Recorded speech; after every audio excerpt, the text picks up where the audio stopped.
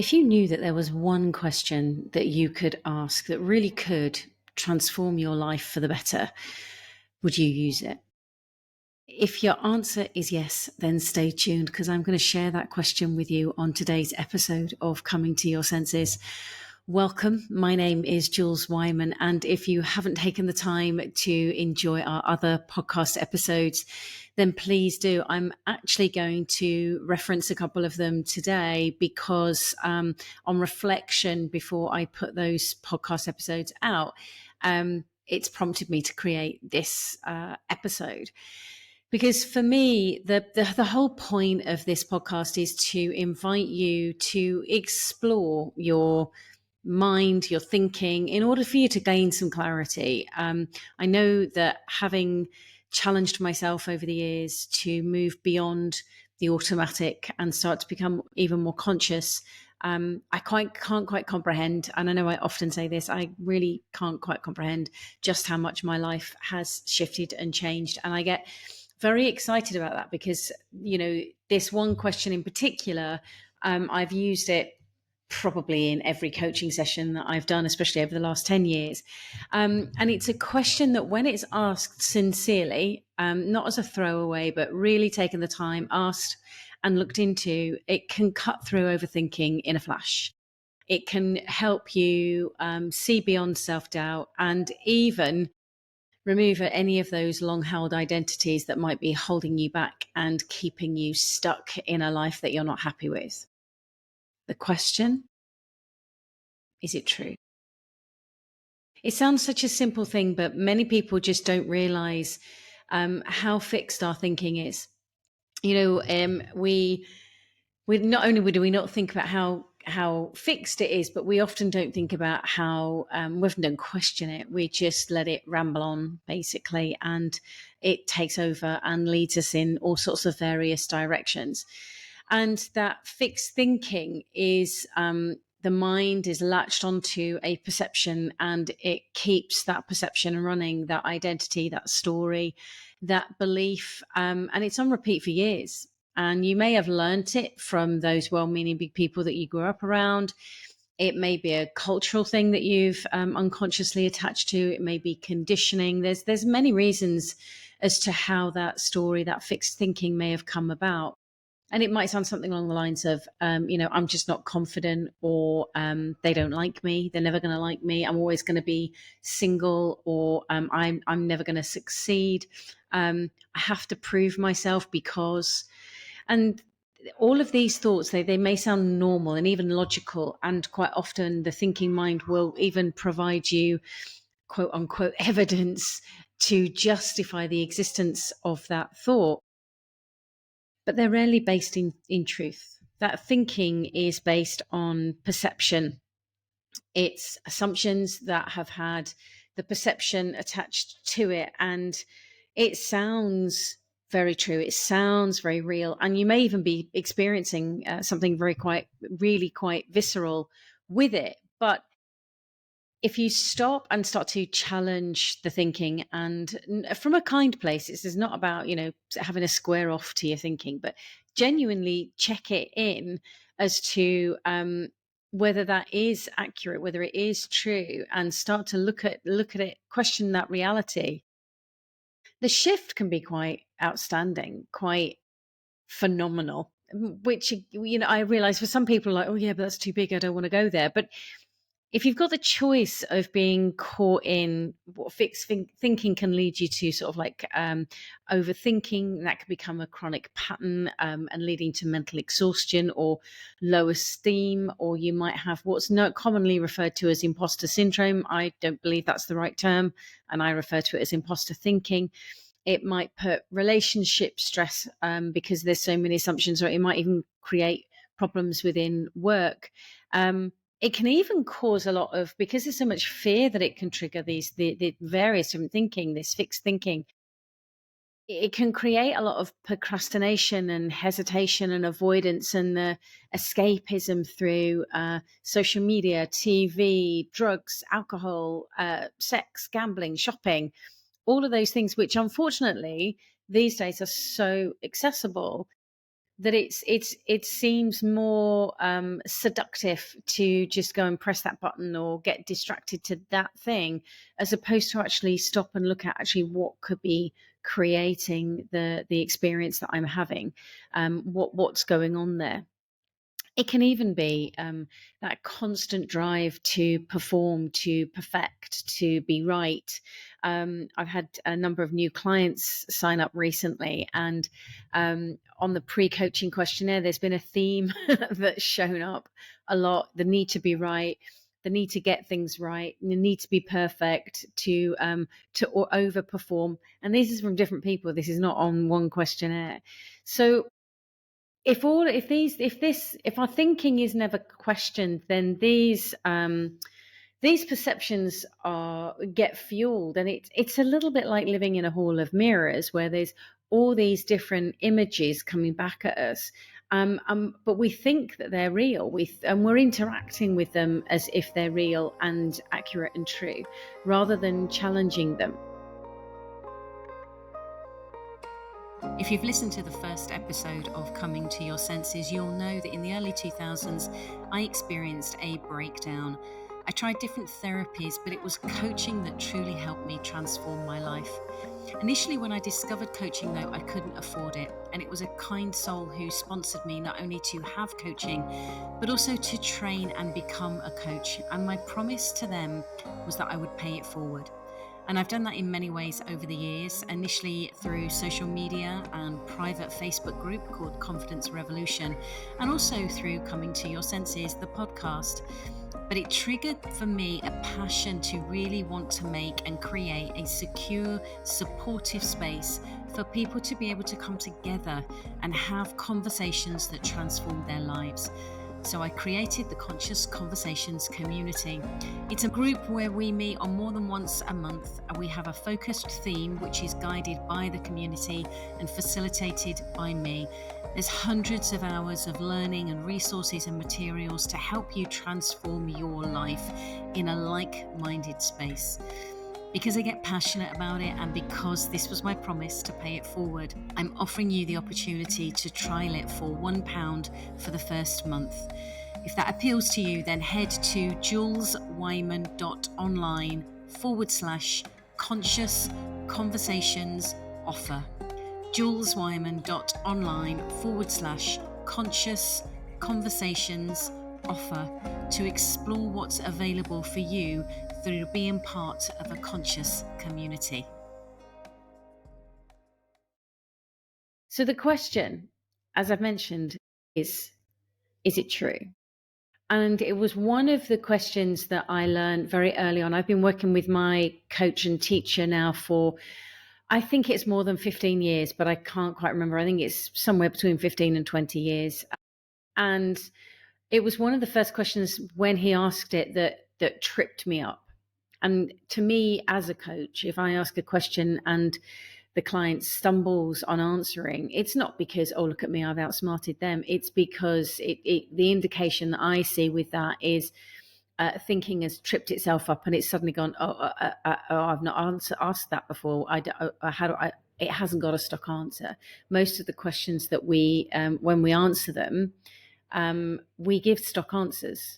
We don't stop and really look at it afresh, as in right here, right now. So that stumbling can be when a question's been asked that's so left field from our usual way of thinking that it sideswipes us. And that was definitely my experience with my coach when he asked, well, is that true?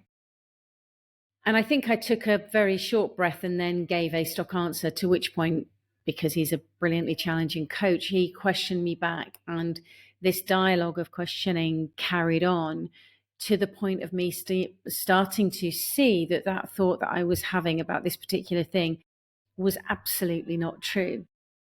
And then years later, I stumbled across the work of Byron Katie, and her work is called The Work. And she has 4 questions, the first of which is it true?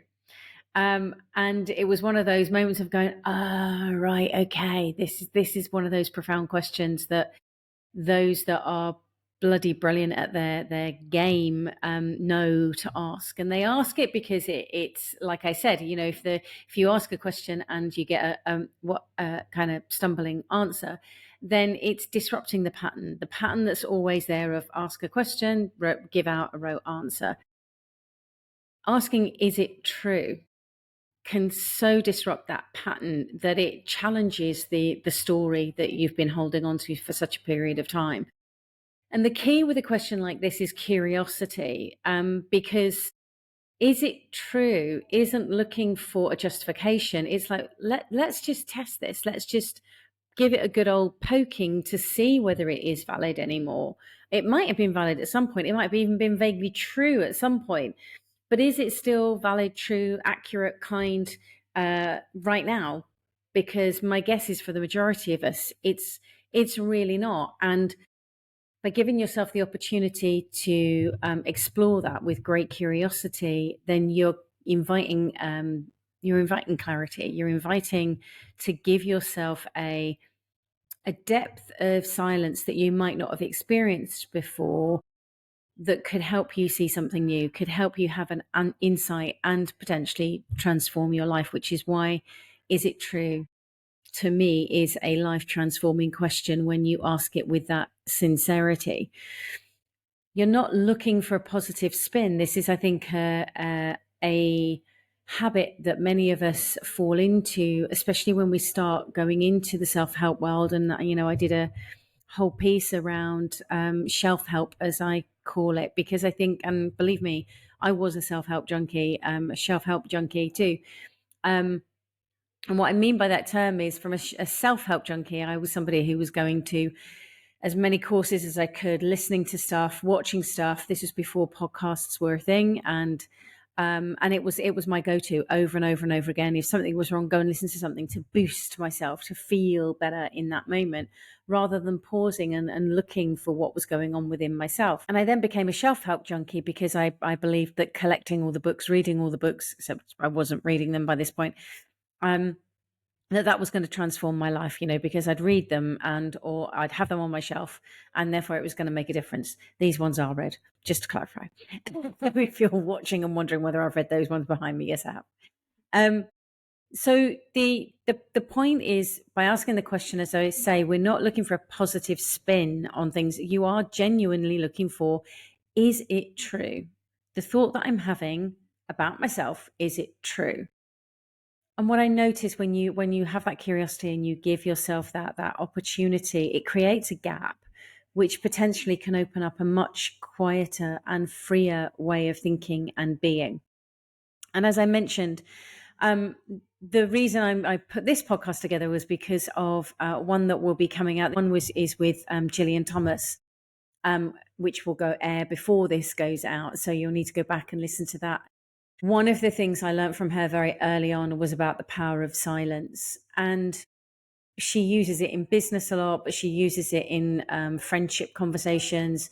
And it's that, just leave some space and see what then emerges after that space. And for me, that is it true invites that as well, which is where the prompt from Jill, I thought about creating this episode. And then the episode with Tia, is that actually it's a similar thing. The questions that we talk about in that episode and the shift that happened in Kay's life, again, it's a start of a questioning of, is it true? Is it going to be helpful if I continue working in this way and thinking this way, and shifting that?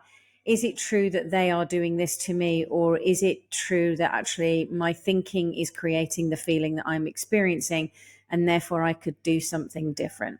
So the reason for not the reason for the question, but why I think it's so powerful, is because it, as I say, it invites that curiosity, and that we're looking for what's rooted in reality. And that becomes a bit of an icky sort of experience, or an icky conversation, because for what I'm experiencing as reality is not what you're experiencing as reality. We think that reality is the same thing for everybody, but it's all relative, right? So my experience of the weather is not going to be the same as your experience of the weather. You may like it one temperature, I may like it another. So the reality of whatever the temperature is just is what the temperature is. That's the true. Is it true? It's whatever the degrees is, but is it too hot? Is it too cold? Is it too clammy? Is it too whatever? Then that's all personal, but it's our reality. So when you're asking the question of, is it true? What we're looking for is the universal truth within that as much as we possibly can, and the accuracy of that thinking. So for example, I have a client who came to me in one of our sessions, and she'd been at a meeting, a very big meeting within work. And prior to the meeting, we'd had a lot of conversations around her thinking and given her some specific strategies to trial, because this was a new thing, she's stepping up to a new level. And when she turned up, she had the meeting, and her initial thing was, I really messed up. That was the exact phrase. I really messed up. Is that true? Was my question. Yeah, well, and she started to give some reasons as to, in her view, in her reality, where she thought she'd messed up. And every single time I brought it back to the question of, yeah, but is it true? And what was interesting in that instance is the more that we explored that, the more that she began to question it and slow down and look at it and go, actually, what was true was I got lost for a moment. I forgot what I was saying, and I'd written too many notes, so I couldn't see where I was. That was true. That's not wrong. That's not bad. That's not broken. That's just a learning. As I say, she was stepping up into a new capacity. And so she was doing something different. So she's just recognized, writing too many notes is hard, because then if somebody asks a question, I actually can't find the answer within that. So that was perfect. That was absolutely perfect opportunity to learn something. And the moment she saw that, it was like, oh, I didn't mess it up. I just learned something new. And again, I'm not trying to put a positive spin on it. That's as truthful as we can get it. That's as accurate as we can get it. And it's the same with another client who, within her work, she kept saying, I'm never doing enough. I'm never doing enough. And as it transpired, she was over delivering, people pleasing, and therefore adding to striving for perfection, adding to her stress load. But when we explored it, the assumption that she had made was around her boss's desires and needs. And when I asked around that, and is it true that they're asking you to work extra hours? Is it true they're asking you to redo this or check it 15 times? Or is it true that they're asking you to do X, Y, or Z? Every single time when she slowed down and really looked at it, what she began to see was all of it was assumptions. None of it was true. And actually, when she looked at it and thought about it and thought back through the conversations she'd had with her boss, what she was working with herself was assumptions. And actually what her boss had told her a number of times was how her great her work was, and that she didn't need to be working as hard or stressing as much as she was. And it's so interesting because this fixed thinking, the one thing that I've noticed is that it fights for its perceived truth that is not true at all. It's utterly constructed and a complete lie most of the time. Whereas when we look for the accuracy of it, which is in this instance, the boss gave praise, and it's so contrary to the assumption, and yet gives a very, very different experience. So that question, is it true, has enabled people to shift from that self-doubt to self-confidence, from overwhelm to clarity, and even reactivity to real calm. It gives an opportunity for people to just slow down rather than react and get emotional with this. So the first thing you need to do if you want to use this question, as I said at the beginning, I genuinely do believe that this is a life transforming question. But if you want to use it, then please use it with sincerity. It's not a flippant, is it true? Yeah, move on kind of question. You've got to notice, though, when thinking is exaggerating, stressing, being derogatory toward yourself, unkind toward yourself, creating a story. You've got to start to notice that.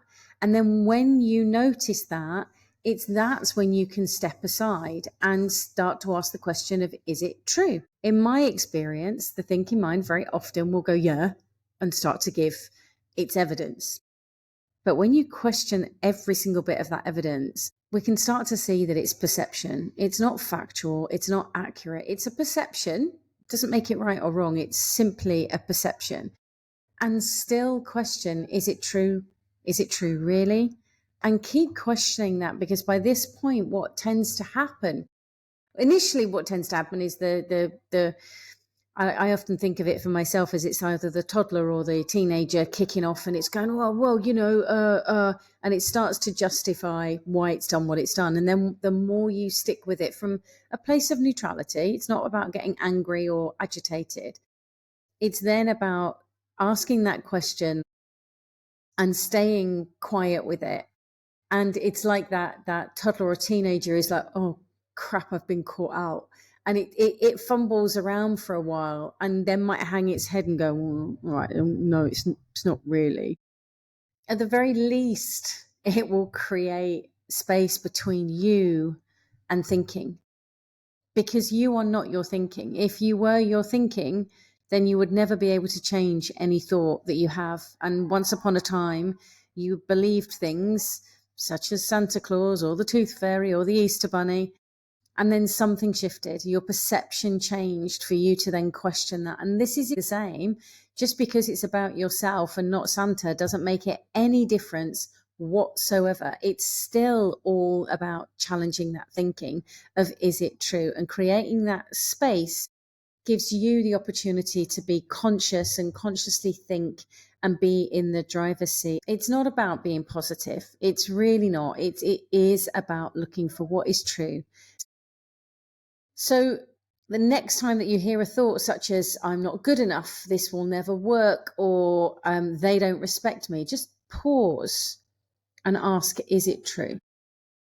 Wait for the teenager or the toddler to have its moment and just check again, is it true really? Because that one question is powerful, and it's a tool for providing mental freedom and some quiet away from that noise when you use it with sincerity. So if this has sparked something in you, feel free to share with somebody else. Share this with somebody who's caught in their story that's never questioned it, or take the time to do that for yourself. And if you'd like to explore this kind of work even more, then do have a look at joining us on the Conscious Conversations community. You can trial it for £1. The link is in the description below, or even come and join us in one of our up and coming retreats at Time to Be. And again, you can find the link for it in the description. Sign up for the waitlist for the next dates to be released. And until then, I look forward to speaking to you on another episode of Coming to Your Senses. Thank you for listening.